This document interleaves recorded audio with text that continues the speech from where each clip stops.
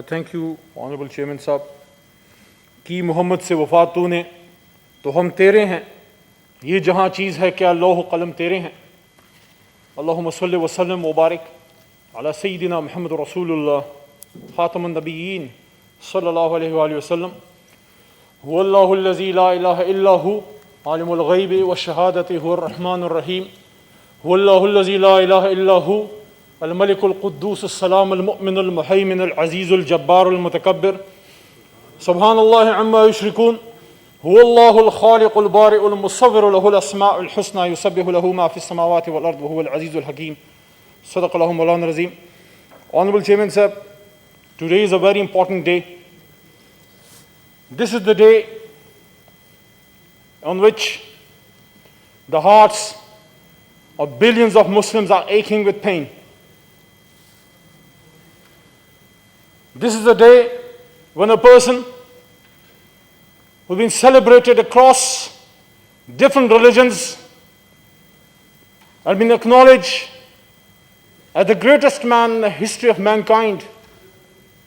I'm talking about our holy prophet Hazrat Muhammad Mustafa sallallahu alayhi wa sallam Khatam Nabiyyin, who not only Muslims but non-Muslims who have an eye for history and who are knowledgeable and who care about the peace of the world, they acknowledge him as a bastion of peace. Mr. Chairman, today I want to take this opportunity and say with extreme pain that Mr. Macron, the President of France, he has brought shame to the people of France, whom my heart says the majority of the people of France would not be on the same page with their president.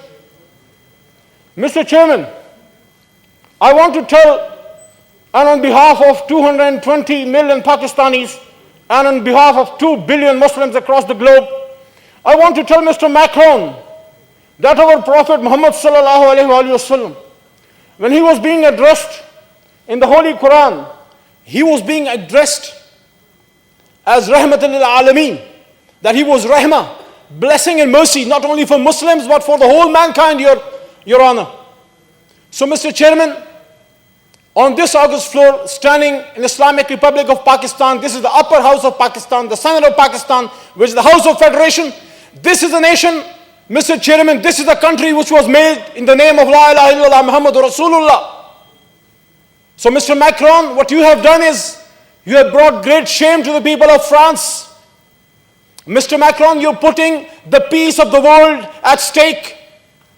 Mr. Macron, do you know who was Muhammad, peace be upon him? He was a man who forgave the person who slaughtered his uncle Hazrat Hamza Raziyallahu anhu into pieces. And when the day came, the day of the victory of Mecca, the same Prophet Muhammad sallallahu alaihi wasallam, which you and a few Islamophobists like you are vehemently and shamelessly demeaning with those caricatures, do you know what he did with that person who did that with his uncle? He forgave him and he made his house as a bastion of peace. We Muslims, Mr. Chairman, we Muslim across the globe, we don't only respect Prophet Muhammad sallallahu alaihi wasallam and love him more than our fathers and our mothers and our children and everything that is in this world, because this is something which remains in our heart. But we as Muslims, we are being forbidden in our religion because Islam is a religion of peace, Your Honor. Islam means peace. And in our holy book Quran, which sadly in France and in countries like Norway and many other countries, it was burnt. Your Honor, in that same Quran, we are being ordered not to make fun of the false deities of other religions, because then they'll make fun of our real God, that is Allah. So Mr. Chairman, what has happened in France has hurt us a lot. Mr. Chairman, today the whole Muslim Ummah is demanding that not only these caricatures be removed, but France as a nation and Mr. Macron as a president of France, he should say sorry and present unconditional apology to the whole Muslims across the globe. We are not weak. We are not weak. Our wish for peace is not our weakness, Mr. Chairman. And I want to tell that it's not us, but it's you who is spreading hate based on religion. History of mankind is replete and full of wars based upon hate, based upon wars of religion, and based upon racism. Mr. Chairman, I want to remind Mr. Macron and the people of France, as it was being said by one of my worthy brother here too, Mr. Mashahid Hussain Sayyid, that in many Western countries it is not even allowed to deny Holocaust. Where is your freedom of speech there? We respect your law. There can be two sides of history, yes, but we respect your law. You cannot deny Holocaust in many Western countries. If you do that, you will be punished and you will be jailed. Thank you. So in the same way, we want to tell you that there is no ultimate freedom of speech. It is always qualified, subject to some restrictions. We Muslims respect Hazrat Musa alayhi salam. We respect Hazrat Isa alayhi salam. That is Jesus Christ. So we expect the same from you. And here, standing in the end, I want to say here on this August House, I want to remind the Muslim Ummah that our creation has no worth if we can't save the honor and dignity of the Prophet Muhammad sallallahu alaihi wasallam. And I also want to address the whole Muslim Ummah and request them and tell them that the only way to stop these xenophobic crimes, these Islamophobic crimes, these hate mongers, is to become strong, to follow Quran and Sunnah, to follow Quran and Sunnah, to follow the life of Prophet Muhammad sallallahu alaihi wasallam. We are far away from the Prophet, from the life of the Prophet and Sahaba radhiyallahu anhu. If you do that, if you focus on our teachings of Islam, on Quran, if we focus on the life of Prophet sallallahu alaihi wasallam, if we invest in education, if we invest in technology, then we will maybe in one day we will be in a position to tell them to stop it or face the music, as they did with us on many occasions. But at the same time, I want to urge upon OIC to now, this is the time to count. Stand up and stand for the honor of Prophet Muhammad sallallahu alaihi wasallam. Because it's not only our religious duty. People like Hassan bin Thabit, who was declared as the prophet,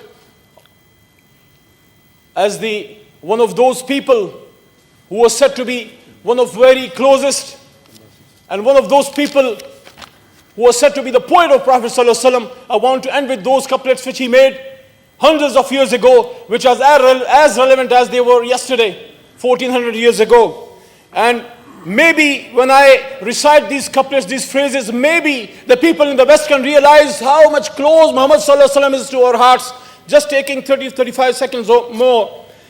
A glorious prophet has come to us after years without hopes and prophets, after years of worship on this world and idols. He's come and illuminated us like a light that guides us into the right path and shines also bright. Like the blazing blinding flamer of sharp end of sword, against fire he warned, and he gave a good news of heaven. He taught us Islam, for which he thanked Allah. O the only God of people, you are my Lord and my Creator, to which I will bear witness for as long as I live among people. Talking of beauty, you are the one that comes to the mind. Thank you, For there has not been a single soul more pleasant than you. You are cleansed of imperfection. You are one of a kind in all creations. And to all the Muslims of the world, I want to remind them what the founder of Pakistan said in the end. I want to tell you and remind you what he said. And this is a message for the whole Muslim Ummah, which the founder of Pakistan said in 1948 in Pakistan, standing in the Sibbi Darbar, that it is my firm belief that our true salvation lies in following the golden rules of conduct set for us by the great lawgiver of Islam.